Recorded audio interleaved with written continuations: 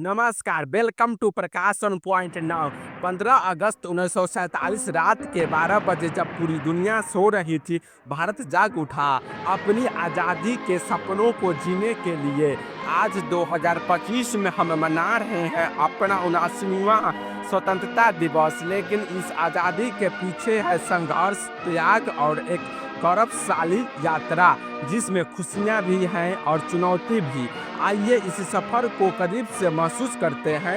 1947 से 2025 तक का भारत का बदलता चेहरा।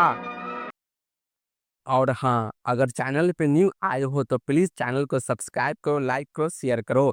चलिए आगे बढ़ते हैं वीडियो में बिना टाइम वेस्ट किए। आज़ादी और संविधान 1947 से 1950। 15 अगस्त 1947 भारत ने 200 साल की ब्रिटिश हुकूमत से मुक्ति पाई। पहले प्रधानमंत्री जवाहरलाल नेहरू ने लाल किले से तिरंगा फहराया और राष्ट्रीय विच डेस्टिनी भाषण दिया। लेकिन यह आज़ादी आसान नहीं थी। देश का बंटवारा हुआ, लाखों लोग शरणार्थी बन गए और सांप्रदायिक दंगे हुए। 1949 में संविधान बनकर तैयार हुआ और 26 जनवरी 1950 को भारत एक संप्रभु समाजवादी धर्मनिरपेक्ष गणराज्य बना। चुनौतियां और निर्माण 1950 से 1970। 1950 के दशक में देश ने कृषि, उद्योग और शिक्षा में विकास की कोशिश शुरू की, लेकिन 1962 में चीन के साथ युद्ध ने हमें झकझोर दिया। 1965 में पाकिस्तान के खिलाफ जीत मिली और लाल बहादुर शास्त्री का नारा जय जवान जय किसान हर दिल में बस गया। 1966 में हरित क्रांति ने देश को खदान आत्मनिर्भर की राह पर डाला। 1959 में बैंक के राष्ट्रीयकरण हुआ, जिससे आर्थिक समानता को बढ़ावा मिला। संघर्ष और आपातकाल 1970 से 1977। 1971 भारत ने पाकिस्तान के खिलाफ निर्णायक जीत दर्ज की और बांग्लादेश का जन्म हुआ। लेकिन कुछ साल बाद देश में राजनीतिक उथल पुथल शुरू हुई। गुजरात और बिहार में छात्र आंदोलनों, महंगाई, बेरोजगारी और भ्रष्टाचार के आरोपों के बीच इलाहाबाद हाई कोर्ट ने प्रधानमंत्री इंदिरा गांधी का चुनाव रद्द कर दिया। 25 जून 1975 देश में आपातकाल लागू कर दिया गया। 21 महीने तक प्रेस की आज़ादी सीमित रही, विपक्षी नेताओं को जेल में डाला गया और नागरिक स्वतंत्रताएं सीमित कर दी गई। आपातकाल ने लोकतंत्र के नींव को हिला दिया, लेकिन 1977 में जब चुनाव हुई, जनता ने वोट की ताकत से सरकार बदल दी। बदलाव का दौर 1977 से 1990। 1977 में जनता पार्टी की सरकार आई, लेकिन राजनीति अस्थिरता जारी रही। 1980 में इंदिरा गांधी फिर सत्ता में लौटी। 1984 में operation blue star, Indira Gandhi की हत्या और उसके बाद के दंगे देश के लिए गहरे घाव छोड़ गए। राजीव गांधी के नेतृत्व में टेक्नोलॉजी और कंप्यूटराइजेशन की शुरुआत हुई, लेकिन बोफोर्स घोटाले ने उनकी छवि को नुकसान पहुंचाया। अटल युग की शुरुआत 1996 से 2004। 1996 में अटल बिहारी वाजपेयी पहली बार प्रधानमंत्री बने। भले ही सिर्फ 13 दिन के लिए, लेकिन उनका संयम और ईमानदारी लोगों के दिल में बस गई। 1998 में वो फिर प्रधानमंत्री बने और पोखर परमाणु परीक्षण कर भारत के परमाणु शक्ति संपन्न राष्ट्र घोषित किया और पूरी दुनिया को भारत की ताकत का एहसास कराया।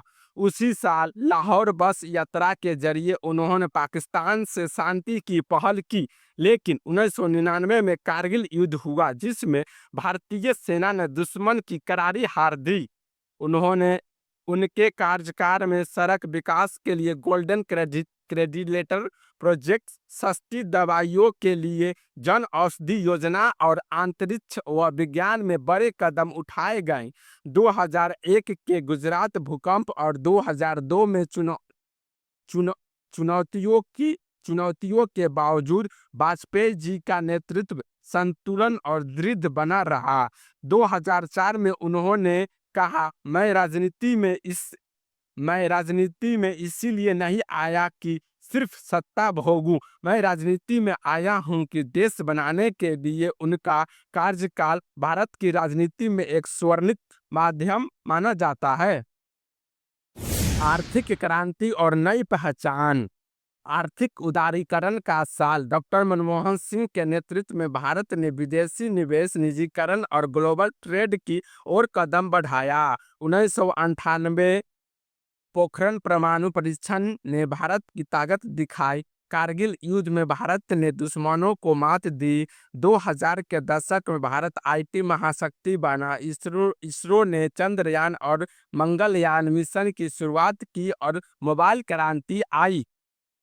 डिजिटल और सशक्त भारत। 2013 से 2020। 2013 के बाद भारत में डिजिटल क्रांति आई। इंटरनेट, मोबाइल और स्टार्टअप कल्चर ने देश की अर्थव्यवस्था को बदल दिया। 2014 में नरेंद्र मोदी प्रधानमंत्री बने। Make in India, digital India और स्टार्टअप इंडिया जैसी योजनाओं की शुरुआत हुई। Surgical strike, air strike, GST और 2019 में आर्टिकल 370 हटाकर जम्मू कश्मीर का विशेष दर्जा समाप्त। यह भारत के बदलते आत्मविश्वास का प्रमाण है। महामारी और नई उड़ान। 2020 से 2025। 2020 कोविड-19 महामारी ने पूरी दुनिया को रोक दिया, लेकिन भारत ने वैक्सीन बनाकर करोड़ों लोगों को बचाया। चंद्रयान 3 की सफलता, गगनयान की तैयारी और भारत का दुनिया की चौथी सबसे बड़ी अर्थव्यवस्था बनाया, यह सब इस दौर की उपलब्धियां हैं। 2023 में G20 शिखर सम्मेलन की मेजबानी। 2024 में बड़े इंफ्रास्ट्रक्चर प्रोजेक्ट्स और 2025 में एआई, ग्रीन एनर्जी और डिफेंस में नई ऊंचाइयों पर पहुंचा। यह है नया भारत। कंक्लूजन। 2025 का भारत 79 साल का सफर हमें यह सिखाता है कि लेकिन एकजुट होकर हम उन्हें पार कर सकते हैं। आज भारत दुनिया की सबसे बड़ी लोकतांत्रिक ताकत है, जिनकी नींव शहीदों के बलिदान पर टिकी है। इस स्वतंत्रता दिवस पर सिर्फ तिरंगा फहराए नहीं, बल्कि यह प्रण ले कि अपने आने वाले 100 साल वे स्वतंत्रता दिवस तक भारत के विश्व गुरु बनाए। जय हिंद, जय भारत। Happy independence day.